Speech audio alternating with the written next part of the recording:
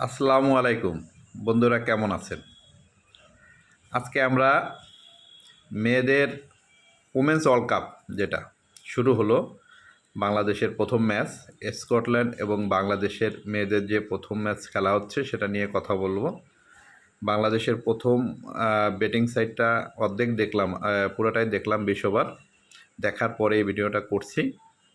তো আমার কাছে মনে হয়েছে যে বাংলাদেশ ছেলেরা এবং মেয়েরা ব্যাটিংয়ের দিক দিয়ে দুর্বল।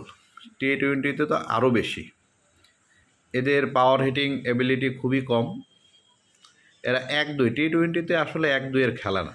আপনার প্রত্যেক ওভারে একটা বা দুইটা চার মারতে হবে, বা একটা চার মারতে হবে, বাকিগুলো সিঙ্গেল নিতে হবে, বা এইভাবেই একটা চার বা দুইটা চার মারতেই হবে, মাঝে মাঝে ছয়ও মারতে হবে।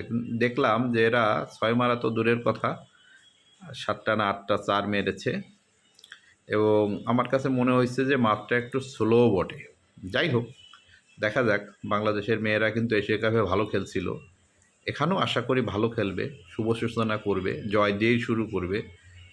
স্কটল্যান্ডেরও যদি 2-3টা উইকেট ফেলে দিতে পারে প্রথম 6 ওভারে, তাহলে আশা করি বাংলাদেশের মেয়েরা জিতবে। এবং বাংলাদেশের মেয়েদের বোলিং সাইডটা কিন্তু খুবই ভালো, স্পিনাররাও ভালো করছে। আমি এশিয়া কাপও দেখেছি, এশিয়া কাপও কিন্তু বাংলাদেশের মেয়েরা খুব ভালো খেলেছিল। যাই হোক, আমাদের মেইন যে দুর্বলতাটা সেটা হলো ব্যাটিংয়ে। ছেলেদের বলেন মেয়েদের বলেন, আমাদের ব্যাটিং এর খুবই দুর্বল। এটা আমার কাছে মনে হয়েছে। বোলিং সাইডটা দেখবেন প্রত্যেকটা ছেলেদের ক্ষেত্রেও ভালো, মেয়েদের ক্ষেত্রেও ভালো, কিন্তু ব্যাটিংটা আমার কাছে আসলে দুর্বল মনে হচ্ছে। জানি না কি হবে, তারপরও শুরু করলাম, দেখা যাক কি হয়, মেয়েরা কি করে আমাদের মেয়েরা। হ্যাঁ, যদি ভালো খেলে খুবই ভালো লাগবে, খারাপ খেললে আবারও হতাশ হব।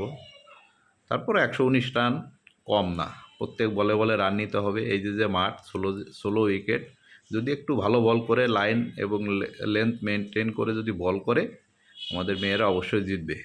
তো আমাদের মেয়েদের জন্য শুভকামনা থাকলো, তারা যাতে ম্যাচটা জিতে। প্রথম ম্যাচ দিয়ে শুরু করলে দেখবেন যে আরও 2-3টা তারা ম্যাচ জিতে ভালো পর্যায়ে যাবে। যাই হোক, দেখা যাক কী হয়। ভালো থাকবেন সবাই। এরপরে পূর্ণ ভিডিও নিয়ে আসছি খেলার পরে। আসসালামু আলাইকুম।